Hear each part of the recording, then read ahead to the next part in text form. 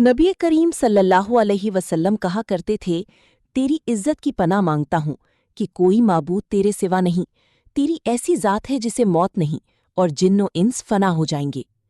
इस हदीस में नबी करीम सल्लल्लाहु अलैहि वसल्लम अल्लाह ताला से इन अल्फाज में पनाह मांग रही हैं। मैं तेरी इज्जत की पनाह मांगता हूँ कि कोई माबूद तेरे सिवा नहीं, तेरी ऐसी ज़ात है जिसे मौत नहीं और जिन्नो इंस फना हो जाएंगे। अल्लाह की इज्जत से मुराद उसका गलबा और ताकत है। जब हम अल्लाह की इज्जत की पनाह मांगते हैं तो इसका मतलब है कि हम एक ऐसी ताकत की आगोश में आ रहे हैं जिसे कोई शख्स नहीं दे सकता।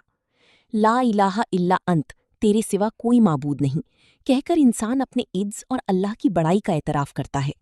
फना, अल्लाह अल हई है, यानी वो हमेशा से है और हमेशा रहेगा। इसके बरक्स इंसान और जिन्नात, इंसो जिन, सब एक दिन खत्म हो जाएंगे। ये जुमला हमें याद दिलाता है कि सहारा सिर्फ उसका लेना चाहिए जो कभी खत्म होने वाला नहीं। अल्लाह की ज़ात पर तवक्कुल और उसकी लाफानी कुदरत के हवाले से हज़रत इब्राहीम अलैहिस्सलाम का वाक़या बेहतरीन मिसाल है।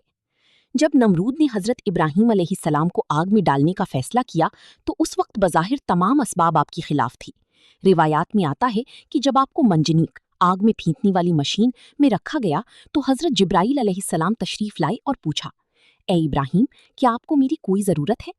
हज़रत इब्राहीम अलैहिस्सलाम ने जवाब दिया, तुमसे तो कोई हाजत नहीं, अल्लाह ही मेरे लिए काफ़ी है और वो ही बेहतरीन कारसाज है। आपने एक फ़ानी फरिश्ती या इंसानी मदद के बजाय उस अल-हई, हमेशा जिंदा रहने वाली अल्लाह की पनाह ली जिसे मौत नहीं आती। नतीजा ये हुआ कि अल्लाह ने आग को हुक्म दिया, ए आग, ठंडी हो जा और इब्राहीम के लिए सलामती वाली बन जा। जब कभी आपको जिंदगी में डर लगे, कारोबार में उतार चढ़ाव आए या लोग साथ छोड़ जाएं, तो इस दुआ को पढ़ा करें। ये आपको याद दिलाएगी कि लोगों की नाराजगी या दुश्मनी आर्जी है, क्योंकि वो खुद फानी है।